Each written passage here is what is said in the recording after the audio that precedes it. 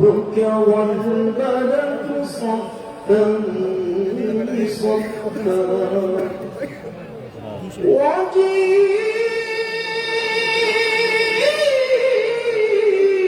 وجيء يومئذ بجهنم وجيء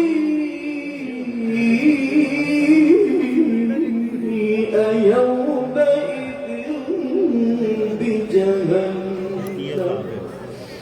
يومئذ يتذكر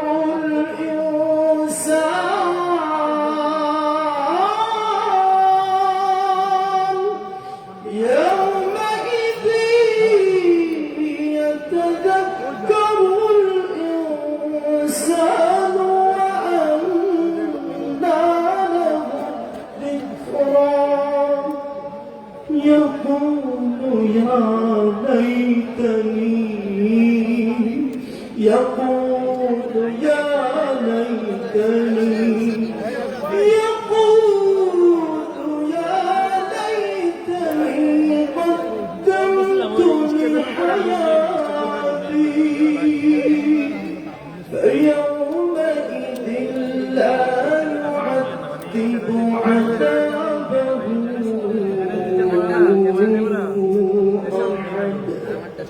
ولا يوثق وثاقه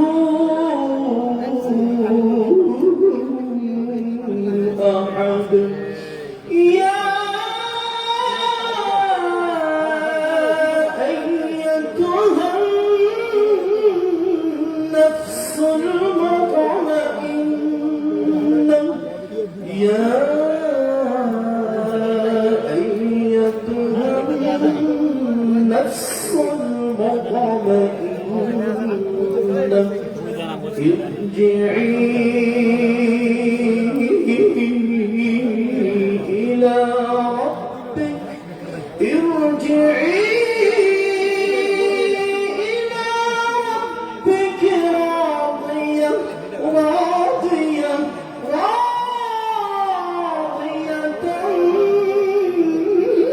مرضية فادخلي في عبادي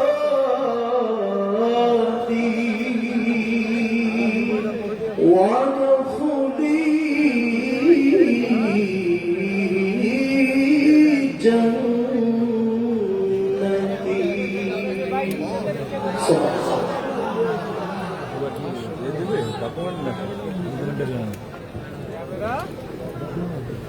হাফেজ সাইদুল ভাইয়ের জন্য আরেকটা জোরে মারহাবা আপনাদের কাছ থেকে চাই মারহাবা এসো কোরআনের ছায়া তলে সমবেত হই এসো আল্লাহ রাসূলের অনুগত হই এসো কোরআনের ছায়া তলে সমবেত হই সুপ্রিয় সুধী মণ্ডলী এবার আমাদের সম্মানিত আলোচক যার আলোচনা শোনার জন্য মন্ত্রমুগ্ধের মতো অধীর অপেক্ষায় আপনারা বসে আছেন তার কাছ থেকে আমরা তাফসীর শুনব তার আগে সম্মানিত ইসলামিক স্কলার মাওলানা আমির হামজা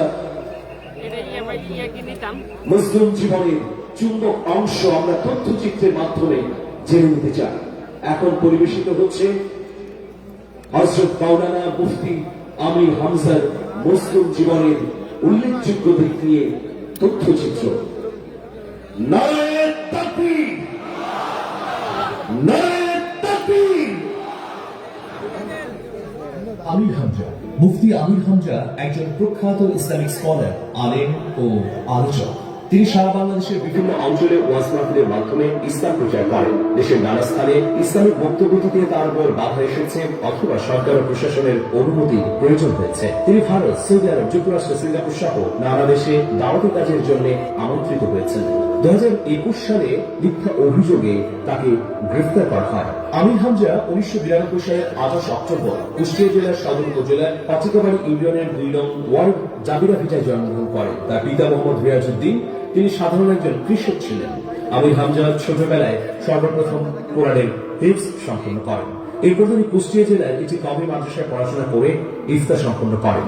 এজন্য তাকে মুফতি উপাধি দেওয়া হয়। তবে তিনি কওমি মাদ্রাসার পাশাপাশি আলিয়া মাদ্রাসায় পড়াশোনা চালিয়ে যান। আলিয়া থেকে আলিম শ্রেণী সম্পন্ন করার পরে কুষ্টিয়া ইসলামী বিশ্ববিদ্যালয়ের ধর্মতত্ত্ব অনুষদের আল কুরআন ও ইসলামিক স্টাডিজ বিভাগে ভর্তি হন। এখান থেকে স্নাতক ও স্নাতকোত্তর ডিগ্রি সম্পন্ন করেন মুফতি আমির হামজা। পড়াশোনা শেষে মুফতি আমির হামজা ওয়াজ মাহফিলের মাধ্যমে দাওয়াতের কাজে মনোনিবেশ করেন। 2020 সালের 24 অক্টোবর কাউন্টার টেরোরিজম ইনভেস্টিগেশন বিভাগের উপপরিদর্শক মোহাম্মদ মুখলিসুর রহমান তার বিরুদ্ধে একটি মিথ্যা ও উদ্দেশ্য প্রণোদিত মামলা করেন। তিনি দাবি করেন হামজা নিরীহ নাগরিকদের রাষ্ট্রের বিরুদ্ধে উস্কানি দিচ্ছেন এবং জিহাদে অংশগ্রহণ করতে উদ্বুদ্ধ করছেন। 2021 সালে বাংলাদেশ পুলিশ দাবি করে এই বক্তা ওয়াজ মাহফিলে বিভ্রান্তিকর ও উগ্রবাদী তথ্য ছড়াচ্ছেন। পুলিশের এইসব অভিযোগ যে সর্বৈব মিথ্যা তা এদেশের মানুষ প্রত্যেকেই জানে। মুফতি আমির হামজা সবসময় ইসলামের সৌন্দর্য, শান্তির বাণী এবং শুভমান আদর্শকে প্রচারের জন্য নিরন্তর প্রচেষ্টা চালিয়ে যাচ্ছেন। 2021 সালের 24 পুলিশের কাউন্টার টেরোরিজম ইউনিট তাকে নিজ গ্রাম কুষ্টিয়ার জাবিরা ভিটা থেকে গ্রেফতার করে। তাকে রাষ্ট্রবিরোধী অভিযোগে সন্ত্রাস বিরোধী একটি মামলায় গ্রেফতার করা হয়। গ্রেফতারের পর জিজ্ঞাসাবাদের জন্য 5 দিনের রিমান্ডে নেওয়া হয়। গ্রেপ্তারের পর 31 মে তিনি কাশিমপুর কারাগারে বন্দী ছিলেন। তিনি 925 দিন কারাগারে থাকার পর 2023 সালের 7 ডিসেম্বর জামিনে মুক্তি লাভ করেন। 2024 সালের 28 মার্চ তার বিরুদ্ধে চার্জশিট দাখিল করা হয়। বলা হয় তিনি জননিরাপত্তার অবনতি ও ইসলামী শরিয়া আইন প্রতিষ্ঠার জন্য কাজ করেছেন। 21 আগস্ট 2024 সালে সিঙ্গাপুরের স্বরাষ্ট্র মন্ত্রণালয় তার বিরুদ্ধে বিনা অনুমতিতে অভিবাসী শ্রমিকদের মধ্যে ওয়াজ করার অভিযোগ করেন এবং তদন্ত শুরু করেন। মন্ত্রণালয়ে আরো বলা হয় তিনি শ্রমিকদের মধ্যে চরমপন্থী শিক্ষার প্রসার করেছিলেন। মুফতি আমির হামজার বিরুদ্ধে এইসব অভিযোগ দেশে এবং বিদেশের মাটিতে এনেছে ফ্যাসিবাদী অপগোষ্ঠী সমর্থকরা। তারা চেয়েছে মুফতি আমির হামজার কণ্ঠকে রুদ্ধ করে দিতে।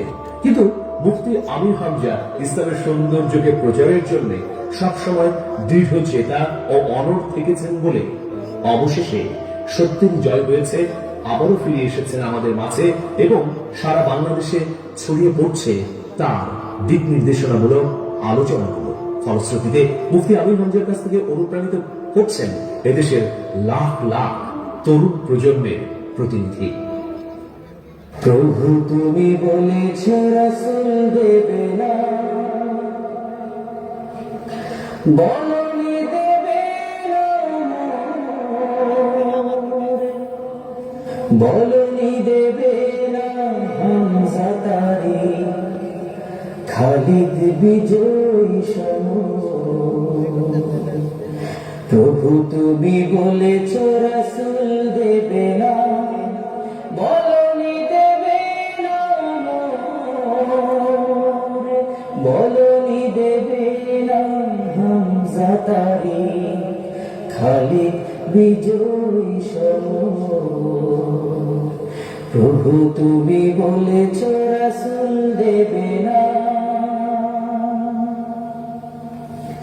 বলনি দেবে না ওমরের যুগ, রাশিদার সেই খেলাফত, ফিরিয়ে দেবে না আলোর সমাজ, কেটে কেটে আধারের রাত। বলনি দেবে না ওমরের যুগ, রাশিদার সেই খেলাফত, ফিরিয়ে দেবে না আলোর সমাজ, কেটে কেটে আধারের রাত। পৃথিবীতে আর তুমি প্রভু দেবে না, খুলে সোনালি দোর। বলনি দেবে না হামজা তারি, খালিদ বিজয়ী সমর। প্রভু তুমি বলেছ রাসূল দেবে না, পৃথিবীর দিকে দিকে শুধু হাহাকার, লাঞ্ছিত মানবতা, মাজলুমানেরই আহাজারিতে বাতাসে বিষণ্ণতা, পৃথিবীর দিকে দিকে শুধু হাহাকার, লাঞ্ছিত মানবতা, মাজলুমানেরই আহাজারিতে বাতাসে বিষণ্ণতা, পুনরায় পাঠাও গো মোরাবার, কাটুক ধরে ঘোর, বলনি দেবে না হামজা তারি, খালিদ বিজয়ী সমর। প্রভু তুমি বলেছ রাসূল দেবে না, বলনি দেবে না, বলনি দেবে না হামজা তারি, খালিদ বিজয়ী সমর। প্রভু তুমি বলেছ রাসূল দেবে না।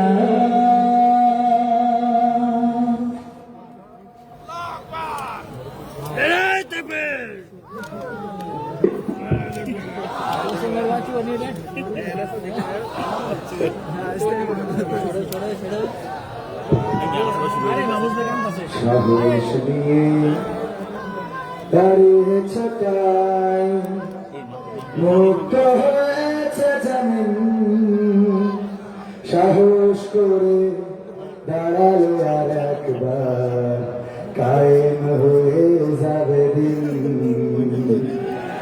নয় নয় নয় আর কোনো ভয়, আনতে হবে দিনের বিজয়, দিনের বিজয়। মানুষের সাথে যারা করেছে দুশমনি, করেছে বাড়াবাড়ি, দেশের বুকে তাদের হয়নি তো জায়গা, যেতে হলো মামার বাড়ি। মানুষের সাথে যারা করেছে দুশমনি, করেছে বাড়াবাড়ি, দেশের বুকে তাদের হয়নি তো জায়গা, যেতে হলো মামার বাড়ি। তাই নয় নয় নয় আর কোনো ভয়, আনতে হবে দিনের বিজয়, দিনের বিজয়। অসংখ্য ধন্যবাদ। আপনারা কি কল্পনা করতে পারেন যে মানুষটি আপনাদের সামনে তাফসীর করবেন, তিনি 3000 দিন জেল খেটেছেন।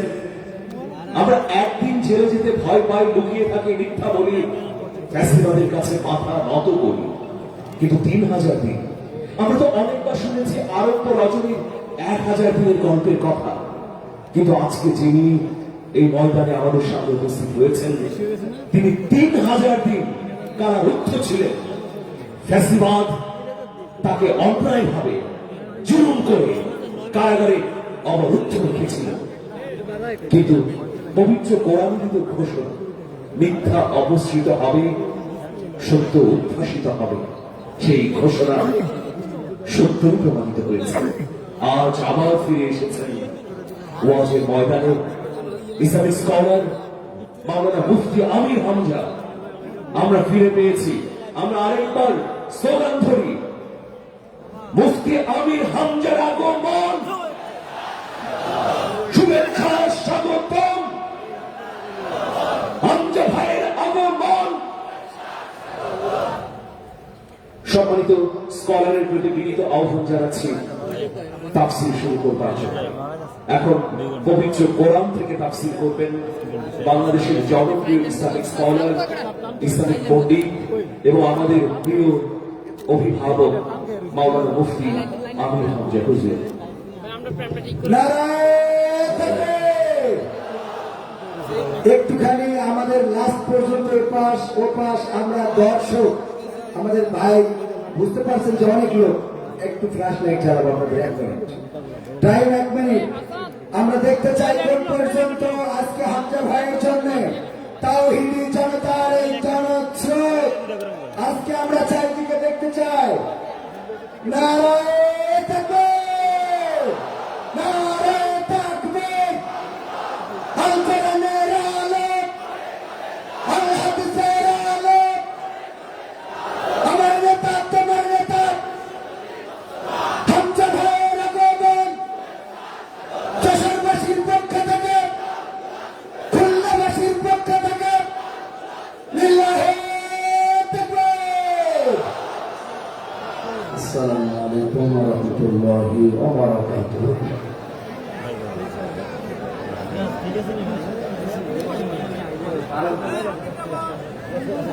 আলহামদুলিল্লাহি রাব্বিল মাশরিকাইন ওয়া রাব্বিল মাগরিবাইন আল্লাযী খালাকা কুল্লা শাইইন যাওজাইন ওয়া আওজাবা আলাইনা লিহসানা বিল ওয়ালিদাইন ওয়া নাশহাদু আন লা ইলাহা ইল্লাল্লাহু ওয়াহদাহু লা শারীকা লাহু وأشهد أن محمدا عبده ورسوله سيد الكونين صلى الله عليه وعلى آله وأصحابه وأتباعه أجمعين ليلا ونهارا في الطرفين فقد قال الله تعالى في كلامه المجيد وبرهانه التوحيد জবান খুলে পড়েন আউযু বিল্লাহি মিনাশ শাইতানির রাজীম বিসমিল্লাহির রাহমানির রহিম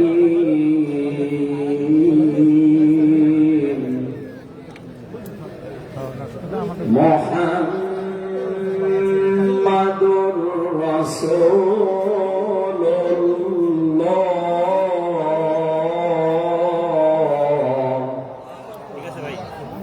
والذين معه أشداء على الكفار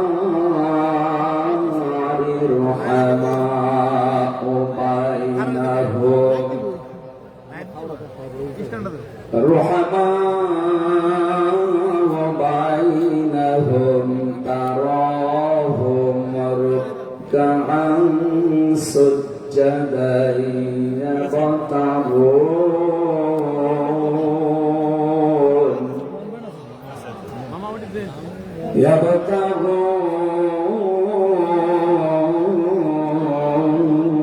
يبتغون فضلا من الله ورضوانا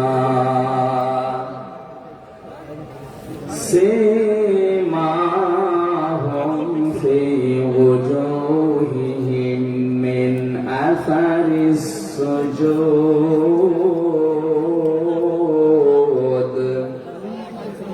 ذلك مثلهم في التوراة ومثلهم في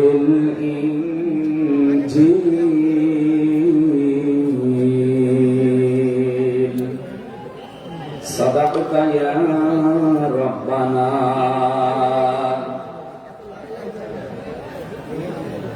عن أبي هريرة رضي الله تعالى عنه قال قال النبي صلى الله عليه وسلم من أحب لله وأبغض لله وأطاع لله ومنع لله فقد استكمل الإيمان رواه مسلم وما زادهم إلا إيمانا وتسليما اللهم صل على محمد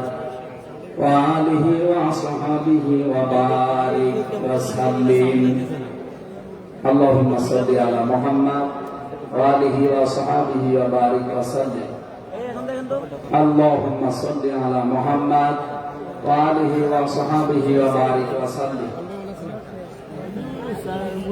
আলহামদুলিল্লাহ বাংলাদেশের ঐতিহ্যবাহী জেলা যশোর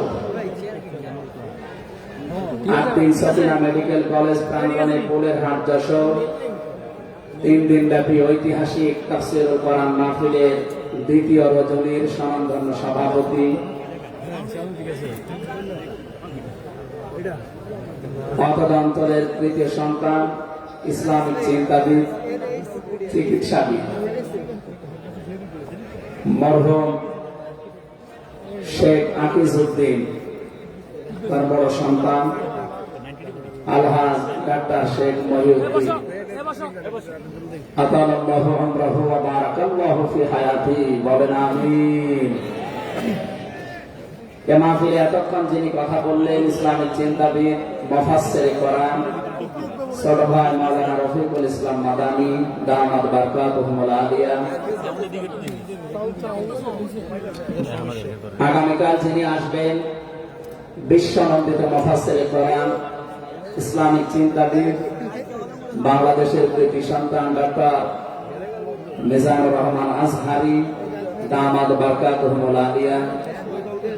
আগামীকাল আসবেন আলেমদের মাথার তাজ ইসলামিক চিন্তাবিদ মুফাসসিরে কোরআন জনাব শাইখ আহমদুল্লাহ আতাওয়াল্লাহু উমরাহু ওয়া বারাকাল্লাহু ফি হায়াতি সকলে বলেন আমিন। গতকাল এখানে যিনি আলোচনা রেখেছেন শাইখুল হাদিস ইবনে শাইখুল হাদিস আমার কারাগারের সাথী ইসলামিক চিন্তাবিদ শিক্ষাবিদ মুফাসসিরে কোরআন আল্লামা মামুনুল হক হাফিজাহুল্লাহ। গতকাল আলোচনা রেখেছেন শ্রদ্ধাভাজন বড় ভাই মুফাসসিরে কোরআন আব্দুল হাই মোহাম্মদ সাইফুল্লাহ আতাওয়াল্লাহু উমরাহু ওয়া বারাকাল্লাহু ফি হায়াতি সকলে বলেন আমিন। মঞ্চের ডানে বামে যারা আছেন সম্মানিত ব্যক্তিবর্গ, সামনে বসা মুসলমান ভাইরা, পর্দার আড়ালের সম্মানিতা মা এবং বোনেরা, প্রশাসনের ভাইরা, প্রাণ প্রিয় যশোরবাসী, আমি প্রথমে দোয়া করছি মহান রব্বুল ইজ্জত ওয়াল জালালের দরবারে মরহুম শেখ আকিজউদ্দিন তার একজন সন্তান এই দুনিয়া থেকে বিদায় নিয়েছে। এ মাহফিল যিনি এককভাবে বাস্তবায়ন করতে খুলনা বেজেরডাঙ্গার ময়দানে উনি কয়েক বছর আমাদের ভেতরে নেই আলহাজ শেখ মমিনুদ্দিন আল্লাহ রাব্বুল আলামিন তার কবরটাকে যেন জান্নাতুল ফেরদাউস বানিয়ে দেন বলেন আমিন। দল মত জাতি বর্ণ ধর্ম নির্বিশেষে কোরআনে কারীম শোনার জন্য যারা এই ময়দানে ছুটে এসেছে রাতের বেলা আমরা যে খুশি প্রকাশ করার জন্য বলছি আলহামদুলিল্লাহ। সম্মানিত দুইজন উপস্থাপক আজকে আপনাদের সামনে যারা কথা বলছিলেন আমাদের যশোরের কৃতি সন্তান বিশিষ্ট সঙ্গীত শিল্পী শ্রদ্ধাভাজন বড় ভাই জনাব কবির বিন সামাদ দামাত বারকাতুহুল আলিয়া। সম্মানিত উপস্থাপক হিসেবে আরেকজন আছেন বাংলাদেশের কৃতি সন্তান ইসলামিক চিন্তাবিদ নাশিদ শিল্পী বড় ভাই জনাব আমিরুল মুমিনিন মালিক হাফিজাহুল্লাহ। যে আল্লাহ আমাদেরকে কণ্ঠ ছেড়ে দিয়েছেন কথা বলার জন্য। 15.5 বছর মনে হচ্ছিল যে আমাদের বুকের উপর একটা পাথর চাপা দেওয়া আছে। পাথরটা আল্লাহ নিজের কুদরতি ভাবে সরিয়ে দিয়েছে। যে আল্লাহ আমাদেরকে এখন এই যে কথা বলার মতো সুযোগ দিয়েছেন বলেন আলহামদুলিল্লাহ। পৃথিবীতে মানুষ যা পেয়েছে সব কিছুর তুলনায় আল্লাহর কাছে কোরআনে কারীম শ্রেষ্ঠ সম্পদ। আজকের এই ময়দানে সম্পর্ক শুধু কোরআনে কারীমের সাথে নয়তো আমরা এই হাজার লক্ষ মানুষেরা এ রাতের বেলা প্রচন্ড শীত, অপেক্ষা করে আসতাম না। শুধুমাত্র শেখ মহিউদ্দিন সাহেব ডাক দিলে আমরা আসতাম, বিষয়টা এমন না। এখানে সম্পর্ক এই সৌন্দর্যের সাথে কোরআনের।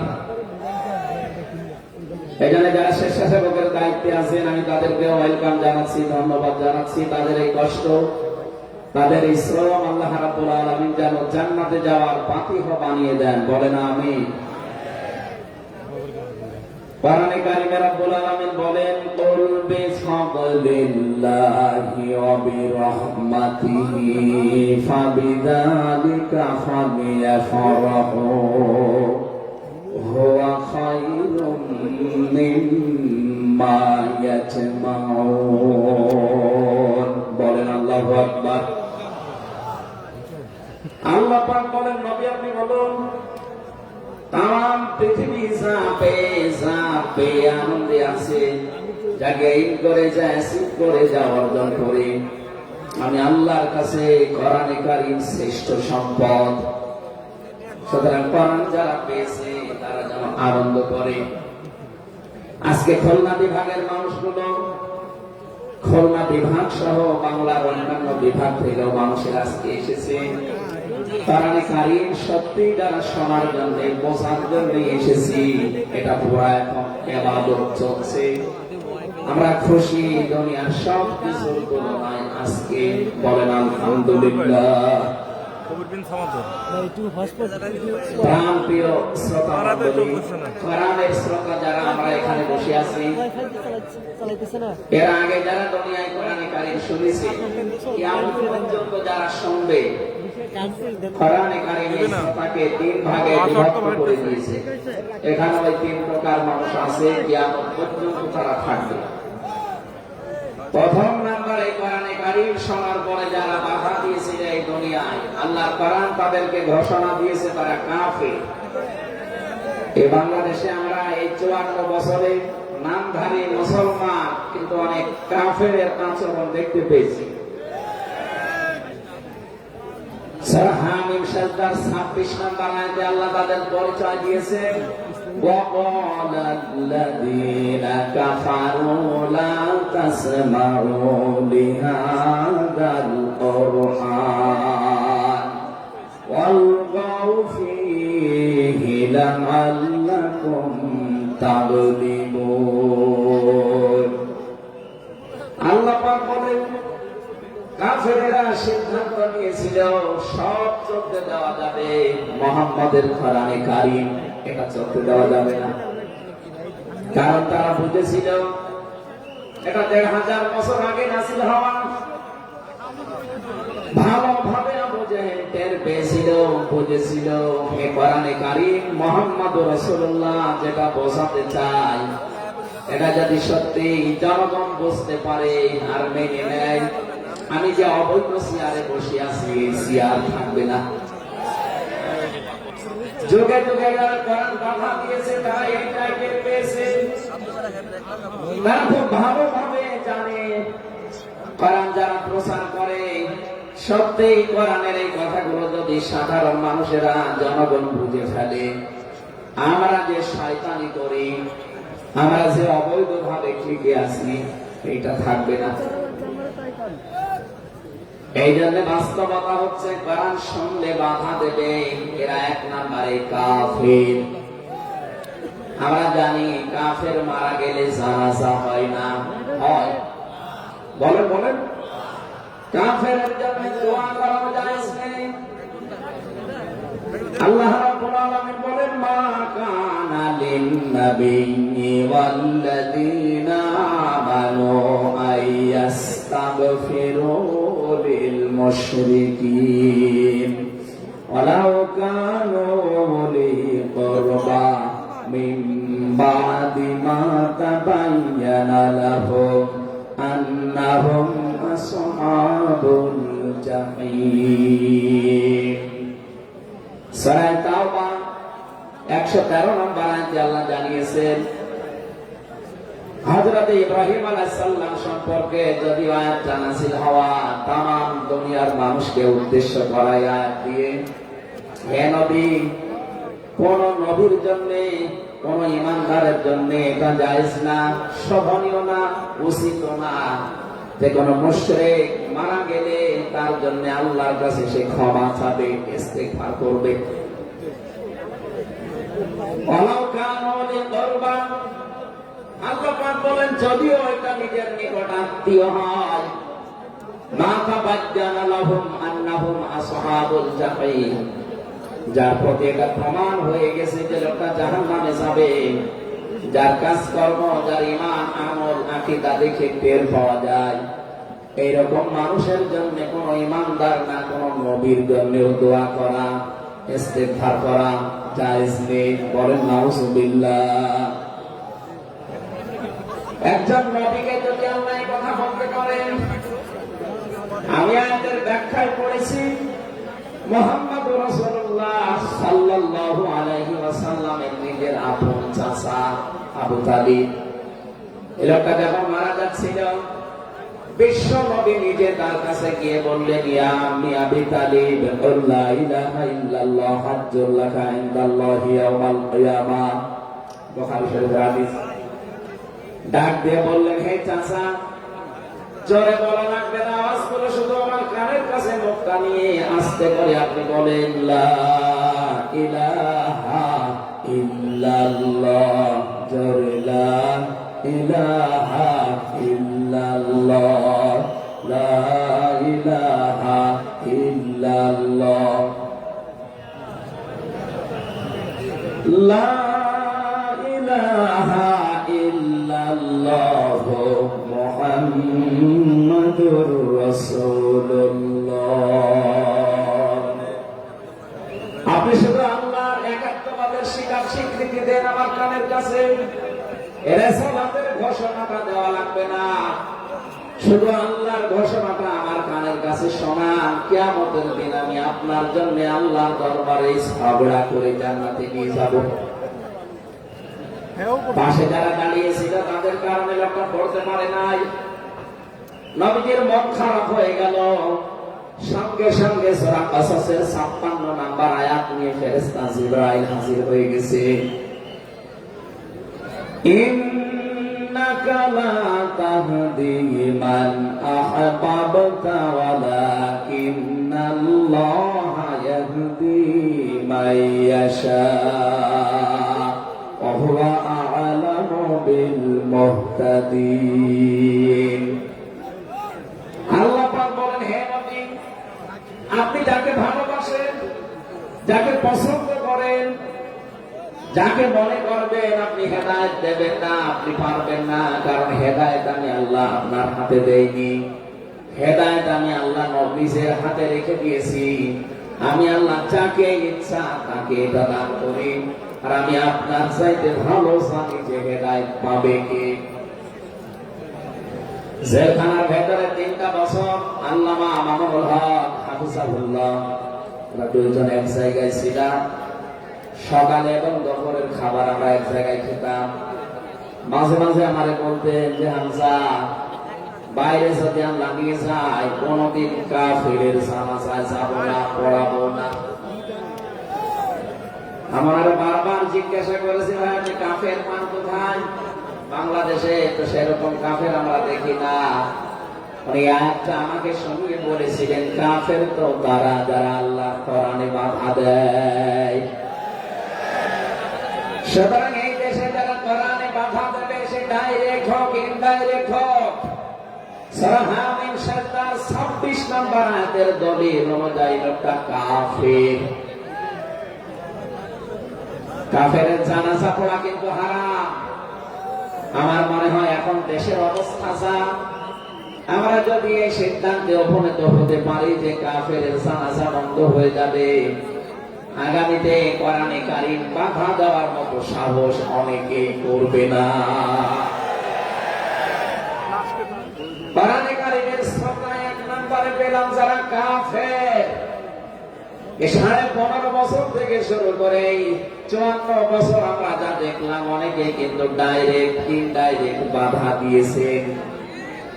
এখনো যদি ওরকম মানুষ থাকেন এই দেশে, আপনি তাওবা করবেন, আপনি সংশোধিত হয়ে যাবেন। আর যেহেতু এখন সংস্কার চলছে, আপনি নিজেকেও সংস্কার করে নেবেন। কোরআনের শ্রোতা হিসাবে আমরা 2 নম্বরে পেয়েছি তাদের নাম। আল্লাহ রাব্বুল আলামিন বলেন, ওয়াইদা কিলা লাহুম তাআলাউ ইলা মা আনজালাল্লাহু ওয়া ইলার রাসূলি রাআইতাল মুনাফিকিনা ইয়াসুদ্দুনা আনকা সুদুদা। সূরা নিসার 61 নম্বর আয়াতে আছে, হে নবী, মানুষদেরকে আপনি যখন বলবেন আসো আল্লাহর বিধানের দিকে আসো, রাসূলের জীবনের দিকে আসো, আপনি দেখতে পাবেন অনেক মানুষ শুনতেও আসবে, কোরআন আপনার কথাও শুনতে আসবে, কিন্তু যখন দেখবে যে এগুলো কোরআনের সাথে আমাদের জীবনের মিল নেই, রাসূলের এই আদর্শের দিকে ডাকে, এগুলোর সাথে বাস্তবতা আমাদের মিলে না, আর আইতাল মুনাফিকিনা ইয়াসুদ্দুনা আনকা সুদুদা, আপনি দেখতে পাবেন মানুষগুলো আস্তে করে আপনার কাছ থেকে পেছন ফিরে কেটে পড়ছে। বলেন নাউজুবিল্লাহ। সুতরাং কোরআন শুনতে এসে যেগুলো যাদের জীবনে মিলবে না, এই মানুষগুলো যদি মন খারাপ করে, রাগ করে, যে কোনো কায়দায় চলে যেতে চান, আপনি মনে করবেন মুনাফিকের জাত আপনার ভেতরে আছে। আল্লাহ আমাদের হেফাজত করুন, বলেন আমিন। 3 নাম্বার শ্রোতা বর্ণনা পেয়েছি সূরা আনফালের 2 নম্বর আয়াতে। আল্লাহ পাক বলেন, ইন্নামাল মুমিনুনা আল্লাযীনা ইযা যুকিরাল্লাহু ওয়াজিলাত কুলুবুহুম ওয়া ইযা তুলিয়াত আলাইহিম আয়াতুহু যাদাতুহুম ঈমানা ওয়া আলা রাব্বিহিম ইয়াতাওয়াক্কালুন। চিৎকার করে বলেন আল্লাহু আকবার। আল্লাহ পাক বলেন, আমার দৃষ্টিতে তো কোরআনের শ্রোতা আসলে মুমিন তারা, যাদের সামনে আমার নাম উচ্চারণ হবে তাদের অন্তরাত্মা কেঁপে ওঠে, আমার আয়াতগুলো তাদের সামনে তেলাওয়াত হলে এই মানুষগুলোর ঈমান ভেতরে যা আছে এটা আরো বেড়ে যায়।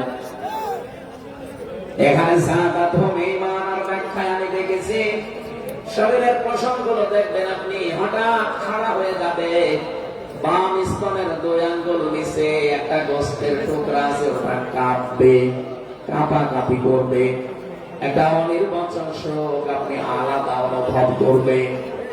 এই 3টা যদি এখন আমাদের ভেতরে তৈরি হয়, আলা রাব্বিহিম ইয়াতাওয়াক্কালুন, বাড়ি যাওয়ার আগে এই সিদ্ধান্ত নিয়ে যাওয়া যাবে যে আল্লাহ ছাড়া আর কারো উপরে আমরা ভরসা করি না। বলেন সুবহানাল্লাহ। এই 3টা আয়াত দিয়ে আমি বোঝাতে চেয়েছি কাফের কারা, মুনাফিক কারা, আল্লাহর দৃষ্টিতে মুমিন কারা। 3 নাম্বারে এই তরিকায় যদি আমরা এই 3টি গুণ অর্জন করতে পারি, আজকে আল্লাহর কথাগুলো শুনলে আপনার ভেতরে কাঁপ ধরবে। 2 নাম্বারে আল্লাহর আয়াত তেলাওয়াত হবে, যখন বুঝতে পারবেন যে কি বলে, ওয়াইদা সামিউ মা উনজিলা ইলার রাসূলি তারা আয়ুনাহুম তাফিদু মিনাদ দামি মিম্মা আরাফু মিনাল হক ইয়াকুলুনা রাব্বানা আমান্না ফাকতুবনা মা'আশ শাহিদিন। সূরা মায়েদা 7 নাম্বার পারার 1 নাম্বার পৃষ্ঠার 1 নাম্বার লাইনের 83 নাম্বার আয়াতে আছে। তাফসীরে ফি জিলালিল কোরআন থেকে শোনাচ্ছি। রব্বুল আলামিন বলেন, নবী আপনি যখন ওদের সামনে পড়বেন, আমার এই আয়াতগুলো যখন ওরা মন দিয়ে শুনবে, অনুধাবন করতে পারবে, উপলব্ধি করার যোগ্যতা যাদের আছে, আপনি দেখবেন ওদের চোখ দিয়ে মনের অজান্তে পানি পড়ছে। এখানে অ্যাক্টিভ হন আরো, কারণ কোরআন শোনার 2টা নিয়ম আল্লাহ দিয়েছেন, ফাসতামিউ লাহু ওয়া আনসিতু। শুধু শোনা না, তাহলে সামিয়া দিতেন। আল্লাহ ফাসতামিউ দিয়েছেন, এজন্য মনোযোগ সহকারে শুনতে হবে। আজকের তেলাওয়াতকৃত আয়াত থেকে আমরা তাফসীর আকারে কথা বলবো ইনশাআল্লাহ। 2 নম্বরে চুপ থাকা লাগবে। আমি এখনো অনেককে দেখতে পাচ্ছি এদিকে ওদিকে তাকাচ্ছেন, গল্প করছেন। আশা করছি কোরআনে বর্ণিত আল্লাহর এই দুইটা নির্দেশ আপনি মেনে নেবেন। 1 নম্বরে চুপ থাকবেন, 2 নম্বরে মনোযোগ সহকারে শুনবেন। লাআল্লাকুম তুরহামুন, আশা করা যায় আল্লাহর রহমত এখানে নাযিল হবে। আল্লাহ আমাদেরকে আজকে মেনে চলার তৌফিক দেন, বলেন আমিন। এখানে কোরআনের আলোচনা শুনলে সবার চোখে পানি আসবে না। যারা এটা উপলব্ধি করতে পারবে, অনুধাবন করতে পারবে, আপনি দেখবেন তাদের মনের অজান্তেই কখন যেন চোখ দিয়ে পানি গড়িয়ে পড়ছে, তারা নিজেরাও টের পাবে না। আল্লাহ যেন এই 3 নাম্বার এই প্রকার শ্রোতা হিসাবে আমাদের কবুল করেন, বলেন আমিন। দরুদ আর সালাম পাঠ করছি আমাদের নবী মুহাম্মদুর রাসূলুল্লাহ সাল্লাল্লাহু আলাইহি ওয়াসাল্লামের প্রতি, যার প্রতি কোরআনে কারীম আল্লাহ নাযিল করেছে। সেই কোরআনকে যদি আপনি জিজ্ঞাসা করেন, হে কোরআন, যার উপরে নাযিল হলে তার সম্পর্কে তোমার ভেতরে কোনো কিছু আছে, কোনো পরিচয়? আল্লাহ রাব্বুল আলামিনের কোরআন আমাদেরকে শোনাচ্ছে, وَإِذْ قَالَ عِيسَى ابْنُ مَرْيَمَ إِنِّي رَسُولُ اللَّهِ إِلَيْكُمْ مُصَدِّقًا لِمَا بَيْنَ يَدَيَّ مِنَ التَّوْرَاةِ। আয়াতের শেষের দিকে আল্লাহ ইসমুহু আহমদ এই শব্দ দিয়ে জানিয়েছেন হযরত ঈসা আলাইহিস সালাম থেকে জানিয়ে গিয়েছেন এই পৃথিবীতে আমার পরে একজন নবী আসবেন যার নাম হবে আহমদ। আমাদের নবীর পরিচয়টা আল্লাহ কোরআনে কারীম যিনি নাযিল করলেন তার উপরে, তার ভেতরে তার নামটা আল্লাহ সংরক্ষণ করে দিয়েছেন।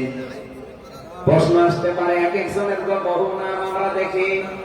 হে কোরআন, তোমার ভেতরে কি মুহাম্মদুর রাসূলুল্লাহ সাল্লাল্লাহু আলাইহি ওয়াসাল্লাম এই নাম তোমার ভেতরে আল্লাহ কি তার সম্পর্কে দিয়েছেন নাকি? আমরা যে তেলাওয়াত করেছি সূরা ফাতিহা, এই সূরা থেকে যে আজকে আলোচনা করব, এই সূরার প্রথম আয়াতে আমার আল্লাহ আমার নবীর নামকে উল্লেখ করে জানিয়েছেন। এটা 29 নম্বর আয়াত, মুহাম্মাদুর রাসূলুল্লাহ। সূরা ফাতিহার 29 নম্বর আয়াতটা আমরা পড়েছি 4 ভাগের 1 ভাগ। এই আয়াত থেকে আমরা আজকের আলোচনার বিষয় সাজিয়েছি। আমার আজকের বিষয়বস্তু, আমরা মুহাম্মদুর রাসূলুল্লাহর উম্মত হতে চাই। সত্যি যদি আল্লাহর দৃষ্টিতে বিশ্বনবী মুহাম্মদুর রাসূলুল্লাহর উম্মত আমরা হতে চাই, মাস্ট বি তেলাওয়াতকৃত আয়াতের এই বর্ণিত গুণগুলো আমাদের এখন থেকে অর্জন আরম্ভ করা লাগবে। আমি সহ যারা এসেছি অবশ্যই আল্লাহ এই গুণগুলো এখন থেকে যেন পালন করার তৌফিক আমাদেরকে দান করেন, আমিন। সূরার নাম সূরা ফাতিহা। ফাতাহ মানে বিজয়। এই সূরার প্রথম আয়াতের ভেতরে এই শব্দটা আছে, এখান থেকে নামকরণ করা হয়েছে। আল্লাহ রাব্বুল আলামিন বলেন, ইন্না ফাতাহনা লাকা ফাতহান মুবিনা। অবশ্যই হে নবী, আমি আপনাকে একটা সুস্পষ্ট বিজয়ের সুসংবাদ দিচ্ছি। এই বিজয়ের ঘটনাটা ঐতিহাসিকভাবে ইবনে কাসিরের ভেতর থেকে আমি শিক্ষার জন্য এবার বলছি। এদিকে খুব অ্যাক্টিভ হয়ে থাকবে। এই সূরা ফাতিহার 18 নম্বর আয়াত। আমার যতটুকু পড়াশোনা আছে, আমার যতটুকু লেখাপড়ার স্টাডি আছে, এই আয়াতটা এখন বাংলাদেশে সবচাইতে বেশি প্রয়োজন। সূরা ফাতিহা 18 নম্বর আয়াত। যে যেখানে আছেন, দাঁড়িয়ে আছেন, বসে আছেন, শুয়ে আছেন, কান এবার খাড়া করে দেন। হুদায়বিয়ার সন্ধির যে ঘটনা আমরা শুনেছি এতদিন পর্যন্ত, শুধু শুনেছি অনেকে, কিন্তু এখান থেকে শিক্ষাটা আজ অনেকে নেয়নি। বাংলাদেশের এখন যে অবস্থা, এই শিক্ষা নেওয়ার সময় এখনই। নবীজি 1400 মানুষ নিয়ে এসেছিলেন সাহাবায়ে কেরাম নিয়ে হজ করার জন্য। হুদাইবিয়া নামক যে জায়গাটা এখন কূপ আছে এখানে, এই জায়গায় নবীজি আশ্রয় নিলেন, আস্তানা গাড়লেন, তাঁবু গাড়লেন। কাফেরদের পক্ষ থেকে এখানে প্রতিবন্ধকতা সৃষ্টি করা হয়েছে যে না, আপনাদেরকে আমরা আর যেতে দেব না। বিশ্বনবী তাদেরকে প্রস্তাব দিলেন যে আমরা কিচ্ছু নিয়ে আসিনি, সাথে করে শুধু হজ করে চলে যাব। কাফেরদের পক্ষ থেকে আওয়াজ এলো না, আপনাকে আমরা যেতে দেব না, তবে আমাদের একটা প্রস্তাব আছে, আপনি যদি আগামী বছরে আসেন হজ করে যেতে পারবেন, কিন্তু এবছরে আপনাদেরকে আমরা আল্লাহর ঘর কাবা যেতে দেব না। কি নিষ্ঠুর আচরণ! টাকা আল্লাহ পাকের নবী আল্লাহর ঘর তাওয়াফ করবে, বাধা দিচ্ছে যারা আল্লাহকে বিশ্বাস করে না তারা। বাংলাদেশে 50টা বছর কোরআনে কারীম প্রচার করেছে যারা, কোরআনের পাখি শহীদ আল্লামা দেলাওয়ার হোসাইন সাইদি রহমাতুল্লাহ আলাইহি, তার নামে মামলা দেওয়া হয়, কেস দেওয়া হয়, তিনি নাকি ধর্মীয় অনুভূতিতে আঘাত দিয়েছে। আমার তো মনে হয় 1000 বছর আগে নবীজিকে যারা বাধা দিয়েছিল আল্লাহর ঘর কাবায় হজ করতে দেবে না, 1000 বছর পরে যেন তাদের প্রেতার তারাই ফিরে এসেছে। আল্লাহর নবী বললেন ঠিক আছে, ওসমানকে পাঠালাম। হযরত ওসমান ইবনে আফফান রাদিয়াল্লাহু তাআলা আনহু তিনি গেলেন। হযরত ওসমানকে তারা আটক করার পরে ঘোষণা দিয়ে দিল, কতিলা ওসমান ইবনে আফফান, ওসমানকে হত্যা করা হয়েছে। এই সংবাদ যখন নবীজির কাছে এসেছে, যশোরবাসী খুব খেয়াল করেন, এখানে হযরতে ওসমানকে তারা হত্যা করার ঘোষণা দিয়ে মিথ্যা একটা সংবাদ পাঠিয়ে দিয়েছে নবীজির কাছে। নবীজি সাহাবায়ে কেরামকে বললেন, যারা ইহরামের কাপড় পরে এসেছিলে সব এখন খুলে ফেলো। সাহাবায়ে কেরাম বলেন, হে রাসূল, ইহরামের কাপড় খুললে হজ? বলে হজ আগামী বছর। বাংলার মুসলমানের আমি কেন বলছি আয়াতটা, 2-1 মিনিট পরে আপনি টের পাবেন। দ্বিতীয় নম্বর, নবীজি বললেন আজকে রমজান মাস, এটা রমজান মাসের এখন আধা ঘন্টা 1 ঘন্টা সময় আছে মাত্র ইফতারি করার, এখনই ভেঙে ফেলো, ইফতারি করে ফেলো। তারপরে আগামীতে রোজা আবার রমজান সিয়াম আবার করে দেওয়া যাবে। যে দুইটা সিদ্ধান্ত নিলেন, দুইটাই ফরজ, একটা রোজা, একটা হজ। নবীজি কিন্তু জানতেন ইহরামের কাপড় খুলে ফেললে হজ ভেঙে যাবে, আর একটু পরেই তো ইফতারি করলে রোজাটা হয়ে যায়। বিশ্ব নবী বলেন না, এক্ষুনি রোজা ভেঙে ফেলো। আবার বলছে, কান খাড়া করেন, আমি কিন্তু 2 মিনিটের ভেতরে জায়গায় যাব। এত বড় দুইটা বড় বড় ফরজ বিধান নবীজি লঙ্ঘন করছে, কারণটা কি? কারণ একটাই, ওরা একজন নিরপরাধ মানুষকে আটক করে হত্যার ঘোষণা দিয়েছে। আপনি বাংলাদেশকে 15.5 বছরের সাথে ওই ঘটনাটা মিলান। একটা নিরপরাধ মানুষ, মাত্র একজন, তাকে আটক করে হত্যার ঘোষণা দেওয়ার কারণে যদি নবী মুহাম্মদ রাসূলুল্লাহ হজ ছেড়ে দিতে পারেন, রোজা ছেড়ে দিতে পারেন, তিনি ওই বাবলা গাছের নিচে হাত দিলেন। সাহাবায়ে কেরামকে বললেন, আমার হাতের উপরে সবাই হাত লাগাও, আমি আজকে তোমাদেরকে বায়াত গ্রহণ করাবো, শপথ নেব তোমাদের কাছে।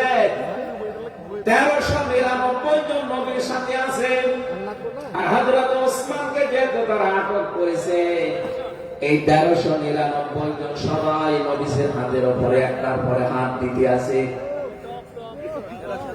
বিশ্ব নবী ডাক দিয়ে বলেন, সাহাবীরা, জিবরাইল এই মাত্র সূরা ফাতিহা এই সূরা 18 নম্বর আয়াতটা আমাকে তেলাওয়াত করে শুনিয়ে গেল। জিবরাইল এসেছিল, তোমরা কেউ দেখতে পাওনি।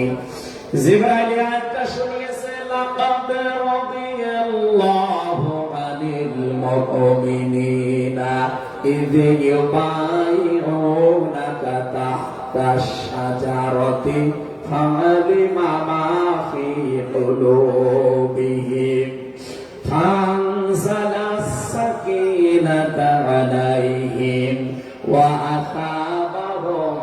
ফাতহান করিবা। খুব খেয়াল করেন, সেই সময় পর্যন্ত আমি চলে এসেছি। নবীজি নিজের বাম হাতটা সাহাবায়ে কেরামদের উপরে রেখে বললেন, সাহাবীরা, আজকের এই বায়াতের উপরে, শপথের উপরে আল্লাহ পাক নিজেই জানিয়েছেন যে তিনি রাজি হয়ে গেছেন। আয়াতটা শুরু করার আগে আল্লাহ দুইটা তাকিদ দিয়েছেন, লাম এবং কদ। লাকাদ রাদিয়াল্লাহু আনিল মুমিনিন। আল্লাহ পাক বলেন, আমি নিজে মুমিনদের উপরে অবশ্যই অবশ্যই রাজি হয়ে গেছি। রাজি হব না, হয়ে গেছি। তাহতা সাজারাতে, এই গাছের নিচে আপনার হাতের উপরে যারা হাত দিয়ে আজকে শপথ বাক্য পাঠ করছে যে ওসমান হত্যার বদলা না নিয়ে কেউ মদিনায় ফেরত যাবে না, আমি আল্লাহ তাদের মনের খবর সেহেতু জানি। ফাআলিমা মাফি কুলুবিহিম, তারা যে শপথ নিচ্ছে এটা কিন্তু লোক দেখানোর জন্য না, এটা মন থেকে। ফানসালাস সাকিনাতা আলাইহিম, তাদের উপরে আমি আল্লাহর প্রশান্তি নাযিল হয়ে গেছে অলরেডি। ওয়াযাবাহুম ফাতহান করিবা, তাদেরকে আমি আসন্ন একটা বিজয়ের সুসংবাদ দিচ্ছি। সুতরাং এই বায়াতের রিদওয়ানের উপরে যেহেতু সবাই হাত দিয়েছে, ওসমানের হাতটা এখানে নেই, হেনবি আপনার বাম হাতটা উপরে তুলে ধরেন, এইটাই আমি ওসমানের হাত হিসাবে মেনে নিলাম। তার মানে 1400 মানুষের উপরে আমি আল্লাহ অলরেডি রাজি হয়ে গেছি। আমার মুসলমান ভাইরা, এবার আমি খেয়াল করার জন্য আর একবার বলছি, এইটা বলার জন্য আমি এতক্ষণ ঘুরছিলাম। একটা নিরপরাধ মানুষকে ওরা মিথ্যা তথ্য ছড়িয়েছে যে আটক করা হয়েছে, মেরে ফেলা হয়েছে, হত্যা করা হয়েছে। নবীজি একজন মানুষের জীবনের বদলা নেওয়ার জন্য 1400 মানুষকে তিনি বায়াত করাচ্ছেন, শপথ বাক্য পাঠ করাচ্ছেন। একটু খেয়াল করেন তো, একজন মানুষের জীবনের জন্য জীবন দিতে প্রস্তুত 1399 জন, আর নবী সহ এমন বাক্য তিনি পাঠ করিয়েছেন, এমন শপথ নিয়েছেন যে আল্লাহ অলরেডি রাজি হয়ে আয়াত নাযিল করছেন। নবীজি বললেন, ওরা ওসমানকে হত্যা করেছে, ওসমান একজন নিরপরাধ মানুষ। একটা নিরপরাধ মানুষকে বিনা কারণে আটক করে হত্যা করেছে, ওদের কোনো ক্ষমা নেই। আবার আজকে 1400 মানুষ শপথ নিলাম, ওদেরকে হত্যার প্রতিশোধ না নিয়ে আমরা কোনোদিন আর মদিনায় ফেরত যাব না। আমার তো মনে হচ্ছে বাংলাদেশে এখনো বহু মানুষ বিনা কারণে যাদেরকে হত্যা করা হয়েছে, নিরপরাধ মানুষগুলোকে ফাঁসির কাস্টে ঝোলানো হয়েছে, কত মানুষকে মৃত্যুর দিকে ঠেলে দিয়েছে। এখনো চিন্তা শহীদ জনাব এটিএম আজহারুল ইসলাম এখনো জেলখানায় পৌঁছতেছে। বানানো বিচার ব্যবস্থা, বানানো বিচারপতি, নিজেদের উকিল, নিজেদের পিপি, নিজেদের সাক্ষী, নিজেদের রায় সব দিয়ে একটা মানুষকে 17 বছর আপনি আটক করে রেখেছে। আমার তো মনে হয় এখন সময়ের দাবি সূরা ফাতিহা থেকে যেহেতু তাফসীর শুনছে, আজ এই বাংলার 18 কোটি জনগণের উপরে যদি আল্লাহ পাক খুশি হতে চান, এই নিরপরাধ মানুষগুলোকে জেলখানা থেকে মুক্ত করা লাগবে।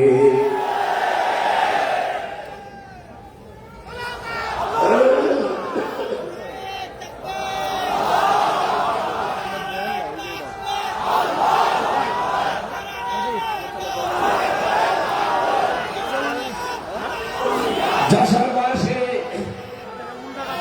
আল্লাহ রাব্বুল আলামিন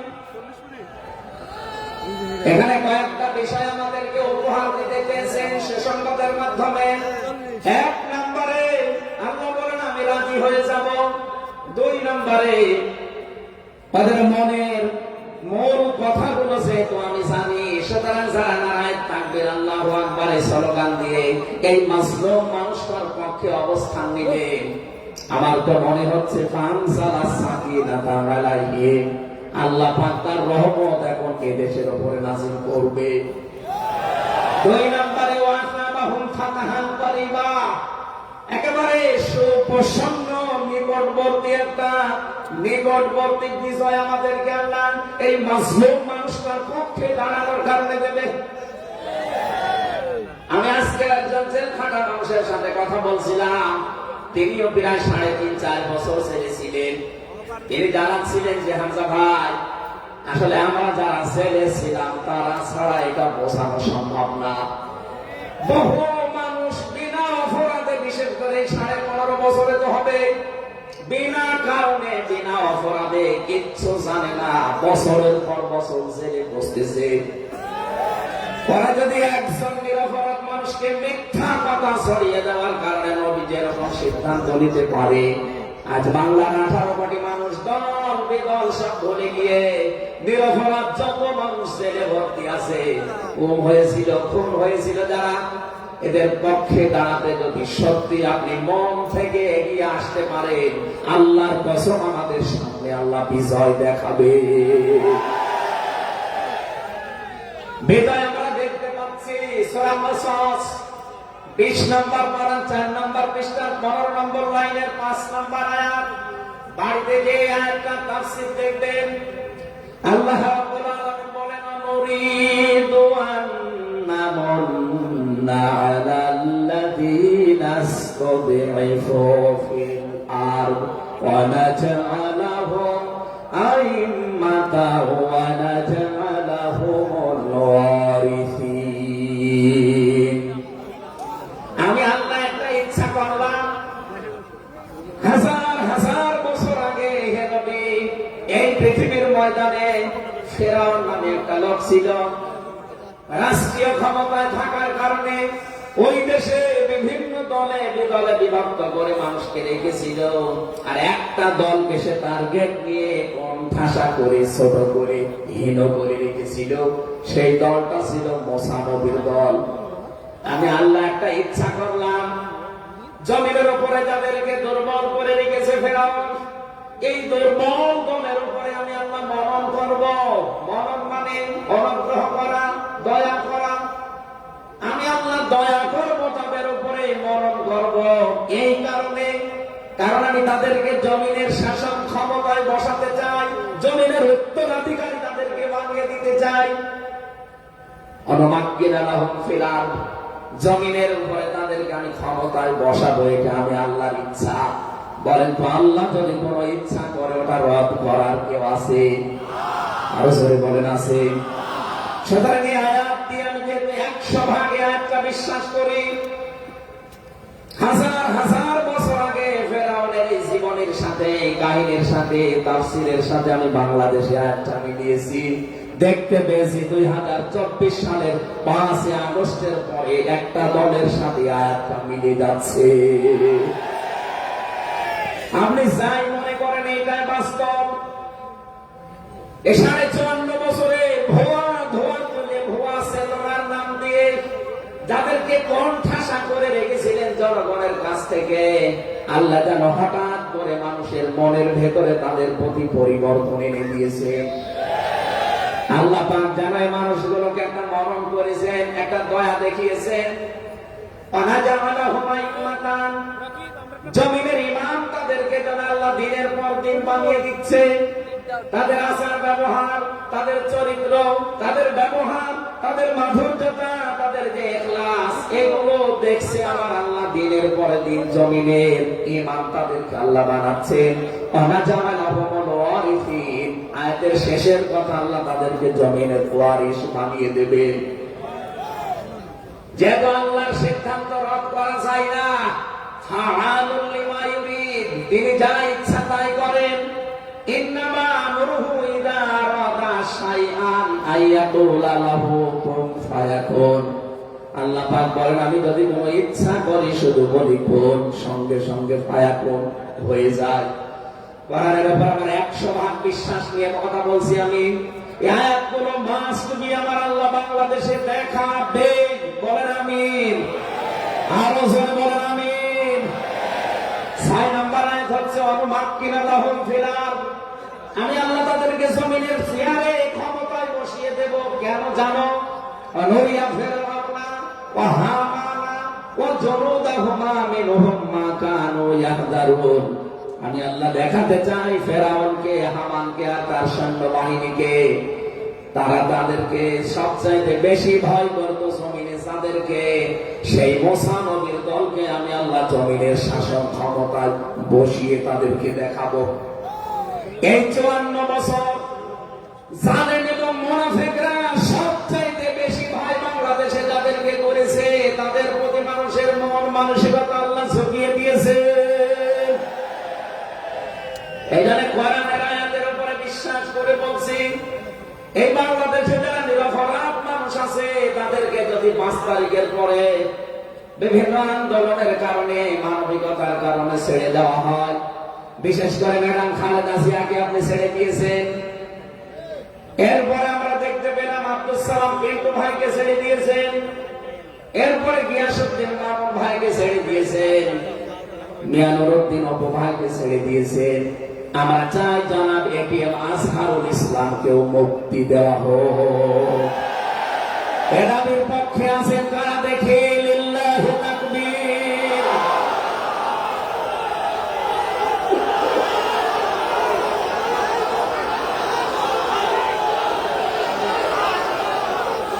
আলহামদুলিল্লাহ ভাই, আমি আয়াতটা পড়লাম এই জন্য, 1500 বছর আগে একটা নিরপরাধ মানুষের পক্ষে দাঁড়ানোর কারণে যদি আল্লাহ এতগুলো সুসংবাদ দিতে পারে, সাকিনা নাজিল করা, সুপ্রসন্ন, একেবারে নিকটবর্তী বিজয় দেওয়া, আমরা যদি আজ নিরপরাধ মানুষগুলো যারা জুলুমের শিকার হয়ে 15.5 বছর 17 বছর মানবেতর জীবনযাপন করছে, আমি তো 3 বছর তার ভুক্তভোগী, 3টা বছর আমাদেরকে ফাঁসির কন্ডেন্সেলের ভেতরে 24 ঘন্টা লকআপ দিয়ে রাখতেন।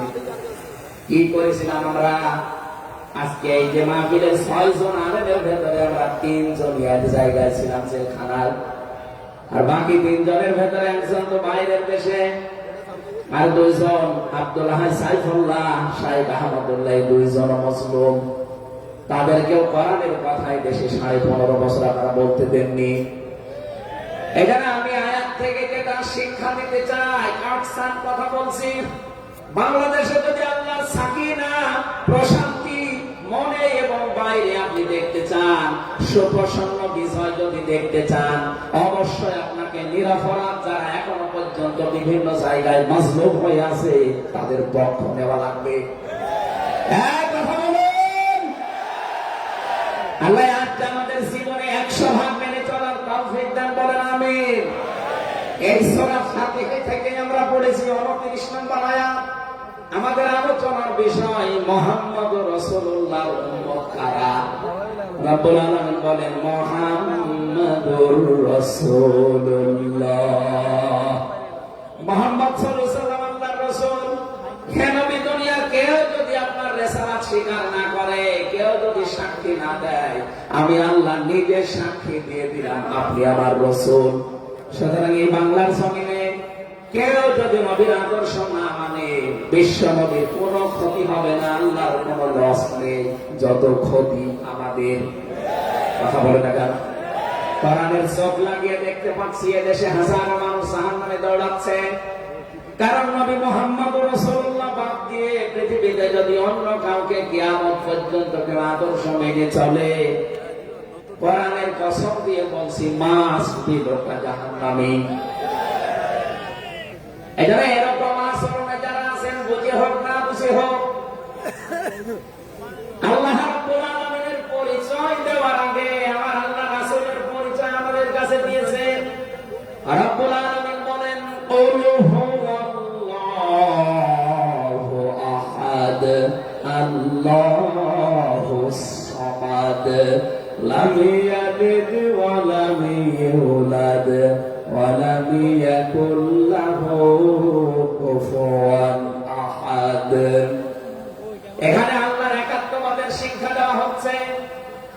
আল্লাহ পাক বলেন হে নবী আপনি বলুন, অবশ্য শোনানো হচ্ছে যার কথা, তার কথা তো আগে বলার দরকার ছিল। এখানে আগে রিসালাতের ঘোষণাটা দেওয়া হয়েছে, কুল হে নবী আপনি বলুন।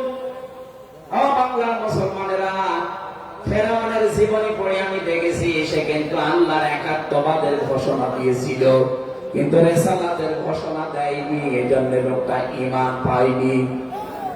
বাংলাদেশে বহু মানুষকে আমরা দেখতে পাচ্ছি আল্লাহর কথা বললেও বলেন আমরা কি নামাজ পড়ি না, রোজা রাখি না, আমি কি হজ করি নাই, দান সাদকা করি না, এগুলো সব আল্লাহর বিধান।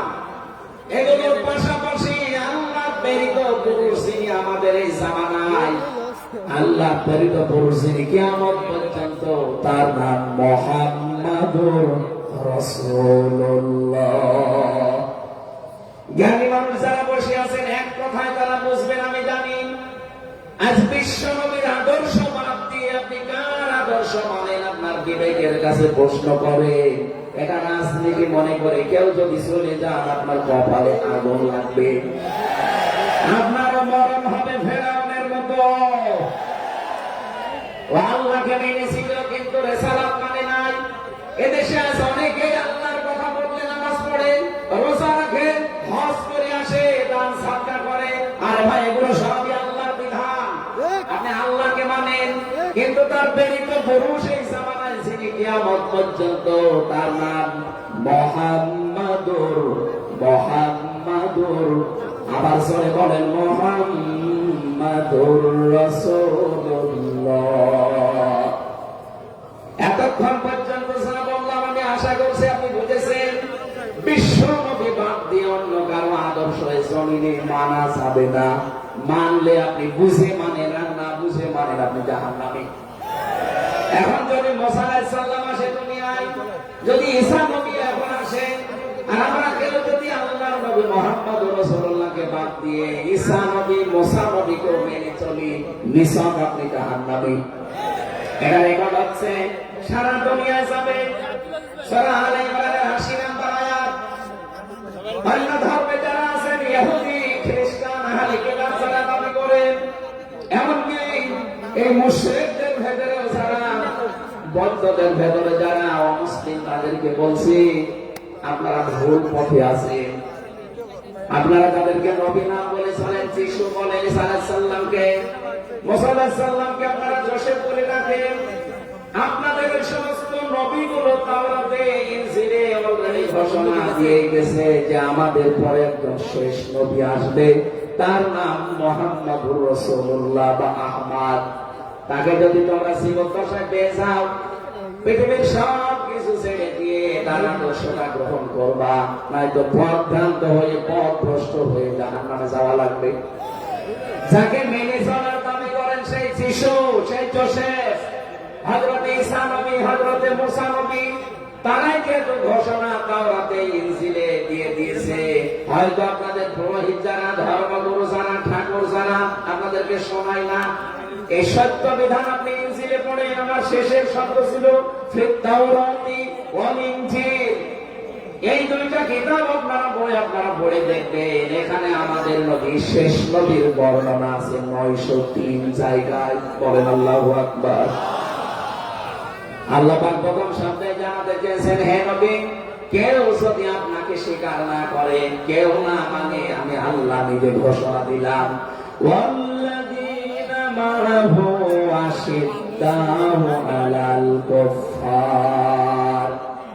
আপনার সঙ্গে সাথে যারা হবে, আপনার সাথে যারা থাকবে, আপনার উম্মত বলে যারা কিয়ামত পর্যন্ত দাবি করবে, তাদের ভেতরে এই গুণগুলো মাস্ট বি পাওয়া যাবে। যশোরবাসী, এবার আপনাদের জন্য আপনি মিলাদ আয়াতটা নিজের জীবনে আছে কিনা?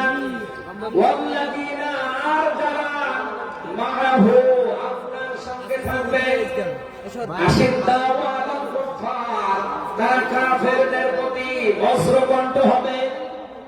কালকে মাওলানা মোহাম্মদ হক, আমি ছিলাম কালকে চট্টগ্রামের ফেনীতে, লাইভ দেখেছি, উনি কিন্তু শেষের দিকে এটা জানিয়েছেন, ওঠো, বজ্রমুঠি করো, ঘোষণা দাও।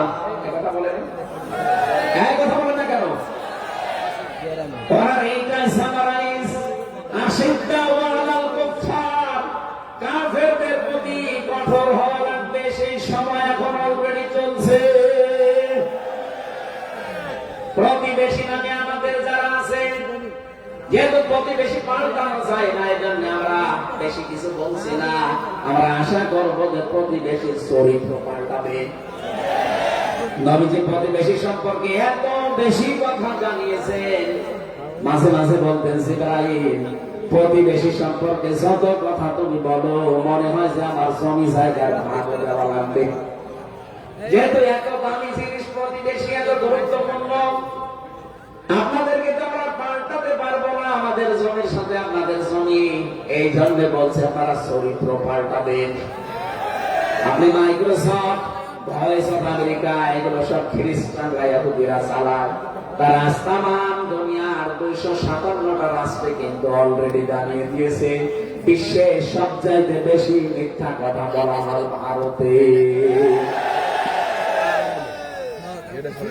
পৃথিবীর 257টা রাষ্ট্রের ভেতরে সবচাইতে বেশি সংখ্যালঘুরা নিরাপত্তার সহিত বাস করে বাংলাদেশে।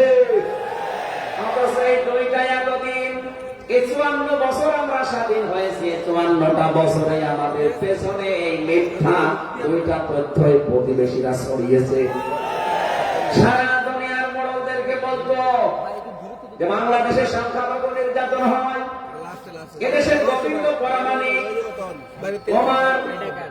কুমার কি সেন যেন কয়েকজন মিলে তারা বিবৃতি অলরেডি মাঝে মাঝাই দিচ্ছে যে আগস্টের 5 তারিখের পর থেকে বাংলাদেশে আমরা সবচাইতে বেশি নিরাপত্তায় আছি সংখ্যালঘুরা। এখনো তো কোরআনে কারিম এই দেশে কায়েম হয়নি। আমি কোরআনের এই অনুষ্ঠান থেকে আপনাদেরকে গ্যারান্টি দিতে পারি, আল্লাহর কসম, কোরআনে কারিম যদি এদেশের রাষ্ট্রীয় ক্ষমতা চলে আসে, বাংলাদেশে সবচাইতে বেশি নিরাপদে থাকবে সংখ্যালঘুরা। একজন মুসলমানের মাথায় যদি কেউ আঘাত করে একটা গুনাহ হবে, একটা মুসলিমের গায়ে যদি কেউ আঘাত করে ডবল গুনাহ হবে। বাংলার মুসলমানেরা অনেকে মনে করেন যে এটা মানে নতুন হাদিস না। আপনি একজন মুসলমানকে আপনি মারলেন, আপনার নিজের ভাই, সে আগে মুসলিম, আখল মুসলিম, কিন্তু অমুসলিম আপনার ভাই, কথা কোরআনেও নেই, হাদিসেও নেই। কে কথা বলেন এখানে? তিনটা বিষয় যদি কারো ভেতরে পান, সে যেই হোক, এক নম্বরে কেউ যদি আমার কেবলাকে কেবলা মনে করে, তাহলে আখি, সে আমার ভাই।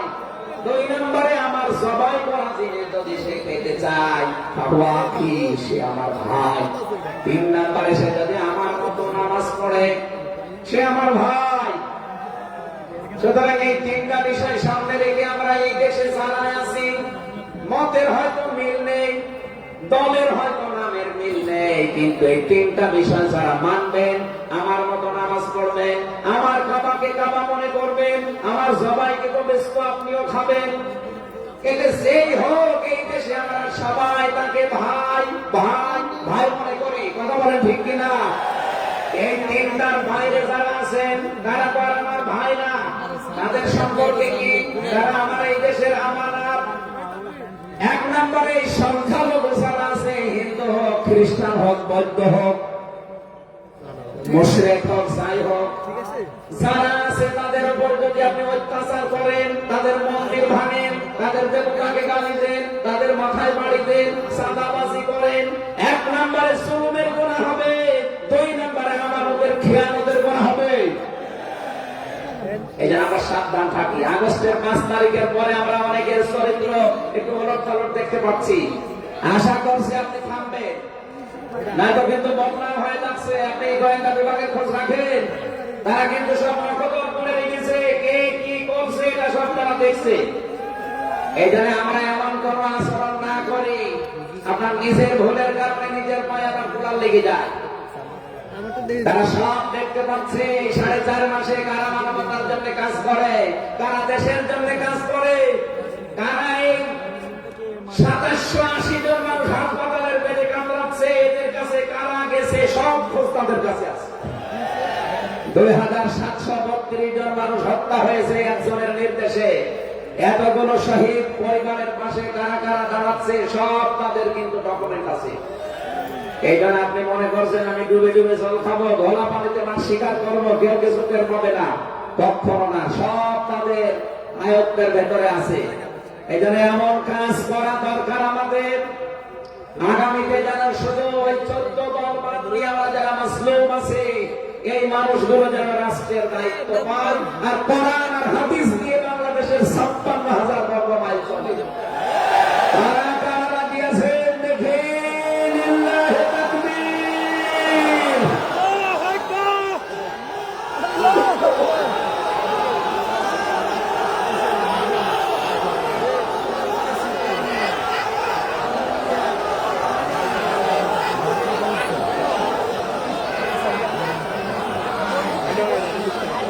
আমার ভাইরা, এবার আমি মূল কথা যাচ্ছি। মুহাম্মদ রাসূলুল্লাহর উম্মত হতে হলে আমাদেরকে বজ্রমুষ্টি হওয়া লাগবে, ঐক্যবদ্ধ হওয়া লাগবে। যারা নবীর উম্মত, কাফের যারা, তাদের বিরুদ্ধে। আমি কাফেরের পরিচয় সে প্রথমে দিয়েছি, যে মানুষগুলো কোরআনে কারিমে বাধা দেয়, কোরআনের শিক্ষায়, কোরআনের প্রচারে, কোরআনের প্রসারে, কোরআন কায়েমে যারাই বাংলাদেশে বাধা দেবে তার নাম আব্দুল আলীম হতে পারে কি কাফের। এদের বিরুদ্ধে কঠোর হওয়া লাগবে আপনাকে। আমি আমার বসার জন্য বলছি, নাম হয়তো আপনার আল্লাহর নাম আপনি নিয়েছেন আব্দুল আলীম, আব্দুল খালেদ, কিন্তু আপনার কাজ যদি কোরআন প্রচারে বাধা দেওয়া হয়, ডাইরেক্ট ইনডাইরেক্ট, অবশ্যই আপনি বুঝতে পেরেছেন আমি কি বলছি। আপনি কিন্তু আর সাধারণ মানুষ নেই, আপনি মুনাফিকও নেই, আপনি মুসলমানও নেই, আপনি কাফের হয়ে গেছেন। আল্লাহ আমাদের হেফাজত করুন, বলেন আমিন।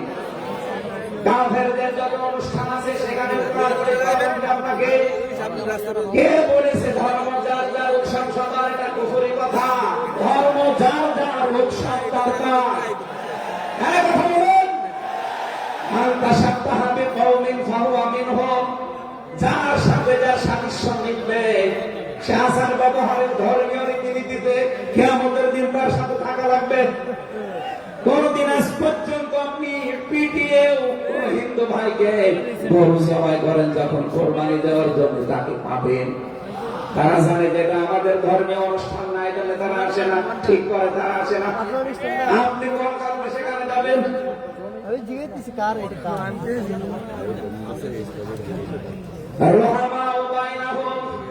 দ্বিতীয় নম্বরে আমরা পেয়েছি নিজেদের ভেতরে মহব্বত, ভালোবাসা, সম্প্রীতি, মায়া, মমতা, এটা নিজেদের ভেতরে বাড়ানো লাগবে। আপনি নবীর উম্মত হতে চান, অথচ এটা নিজেদের ভেতরে আরো দূরত্ব তৈরি করেন না, এটা নিজেদের ভেতরে আরো স্যাক্রিফাইস করে হোক, ডাকাডাকি করে হোক, নিজেদের ভেতরে এটা তৈরি করা লাগবে আরো বেশি। তার অহমরুকান সচ্চাদা, হে নবী, আপনার উম্মত যারা, আপনার সাথে যারা আছে তাদেরকে দেখতে পাবেন আল্লাহর সন্তুষ্টি এবং অনুগ্রহ তালাশ করার জন্য। তারা রুকু এবং সিজদাকারী অবস্থায় তাদের দেখতে পাবেন।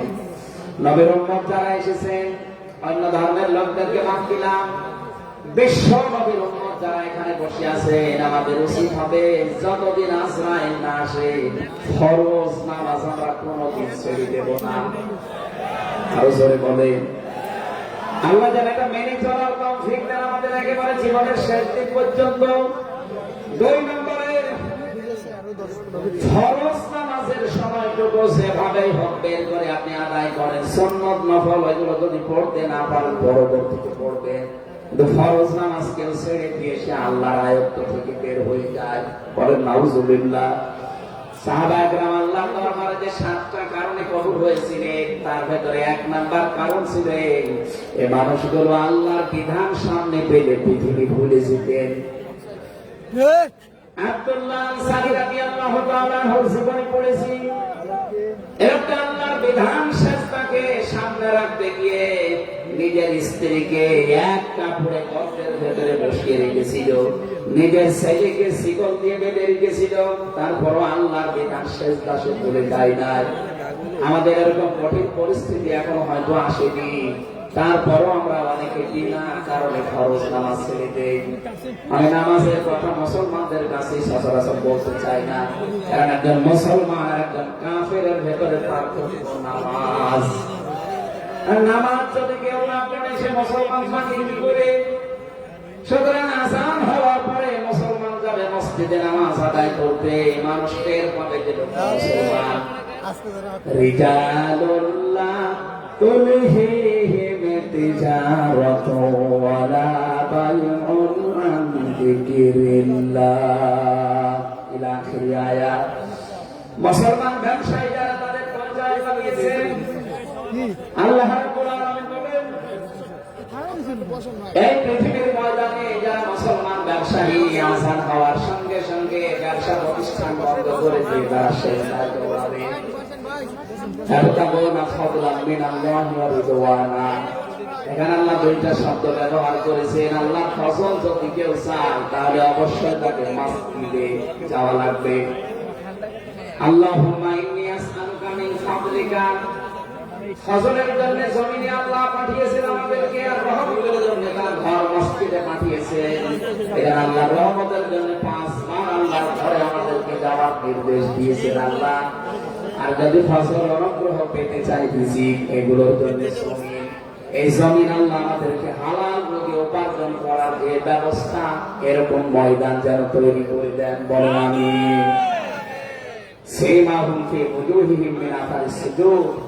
আল্লাহ বলেন এদের এই চিহ্নগুলো, সেজদার চিহ্নগুলো এদের চেহারার বিভিন্ন জায়গায় ফুটে উঠবে। কিয়ামতের ময়দানে এই চিহ্ন দেখে দেখে নবী সুপারিশ করে করে জান্নাতে নিয়ে যাবে। হয় কপালে, নাই নাকে, নাই হাতে, যে সমস্ত জায়গায় সেজদা দেওয়ার জন্য আপনি জমিনে লাগিয়েছিলেন, এই জায়গাগুলো কিয়ামতের সমুদ্রিত থাকবে। আল্লাহ আমাদের প্রত্যেককে এই 5টি গুণ অর্জন করার মাধ্যমে বিশ্ব নবীর খাঁটি উম্মত হওয়ার তৌফিক দিন। আমিন। আল্লাহুম্মা আমিন। লা ইলাহা ইল্লা আনতা সুবহানাক ইন্নী কুনতু মিনাজ জালিমিন। রব্বানা যালামনা আনফুসানা ওয়া ইল্লাম তাগফির লানা ওয়া তারহামনা লানাকুনান্না মিনাল খাসিরিন।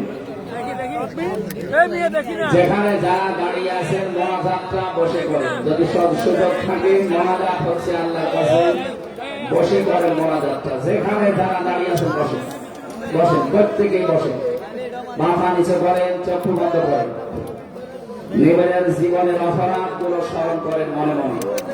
আমরা আশা করবো আজকে যতগুলো অপরাধ স্মরণ হবে, কোরআনের ইজ্জতে আল্লাহ অপরাধগুলো সব মাফ করে দিয়ে ওই জায়গাটা নেকি দিয়ে পাল্টিয়ে দেবে ইনশাআল্লাহ। রব্বানা যালামনা আনফুসানা ওয়া ইল্লাম তাগফির লানা ওয়া তারহামনা লানাকুনান্না মিনাল খাসিরিন। রব্বুল আলামিন যশোর কুলেরহাট আব্দুল সাকিনা মেডিকেল কলেজ প্রাঙ্গণে 3 দিন ব্যাপী ঐতিহাসিক তাফসীরুল কোরআন মাহফিলের দ্বিতীয় রজনীতে রাত 11টা বেজে গেছে। সেই জোহরের পর থেকে গভীর রজনী পর্যন্ত যারা কোরআন কারীম শোনার জন্য চাতক পাখির মতো বসে আছে, আল্লাহ মনের ভেতরে যার যে কামনা বাসনা আছে মেহেরবানি করে পুরা করে দাও। এই বিশাল আয়োজনের দিকে তুমি একটু তাকাও। আল্লাহ মনে হচ্ছে তারা জান্নাত সাজিয়েছে, তোমার হাবিব জানিয়েছে কোরআনের পেছনে যারা টাকা পয়সা খরচ করবে কিয়ামতে ওই অর্থের হিসাব তোমার কাছে দেওয়া লাগবে না। আজকের এই বিশাল ময়দান সাজাতে গিয়ে যারা টাকা পয়সা খরচ করেছে, আকিস ফাউন্ডেশন, আকিস গ্রুপের যে ভাইগুলো, এদের এই টাকাগুলো কোরআনের ইজ্জতে, কোরআনের প্রচারের জন্য কবুল করে নাও। সব যদি তুমি দিয়ে থাকো খুশি হয়ে, আল্লাহ তাআলা যা বলতে চেয়েছি আমার ইমান থেকে আমি হক কথাগুলো বলার চেষ্টা চালিয়েছি।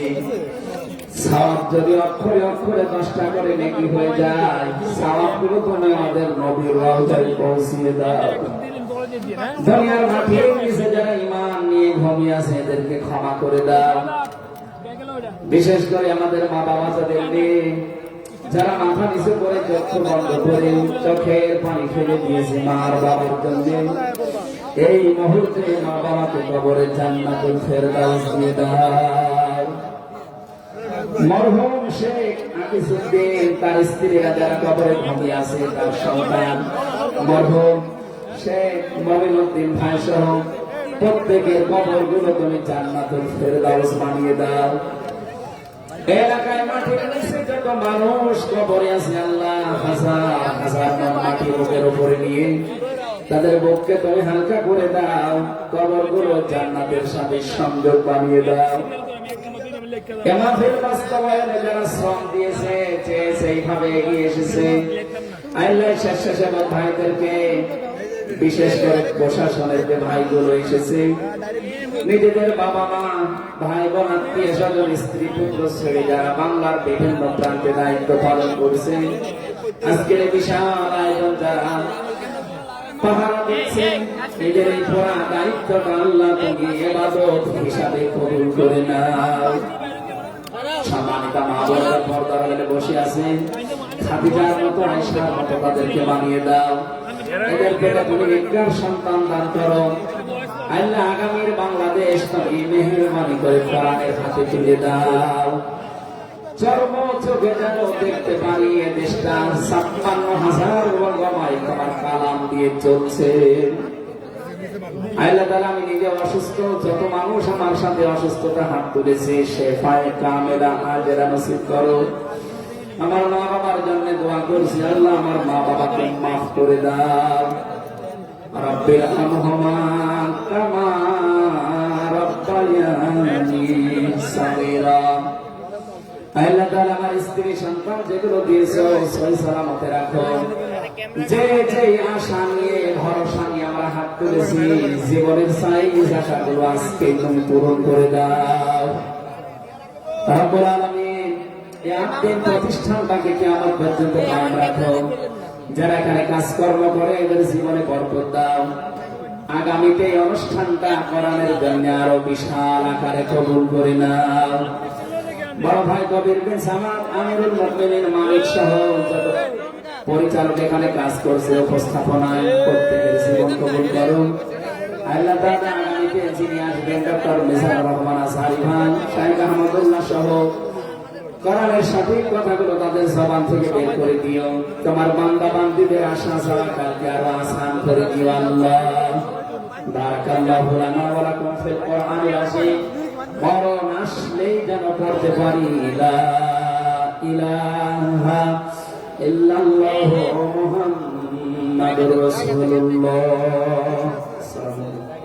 আমার লিখিত বই পাওয়া যাচ্ছে, আমার কারাগারে লিখিত এবং বাইরে লিখিত। এখানে ওই যে বইয়ের স্টল দেওয়া আছে, মনে হয়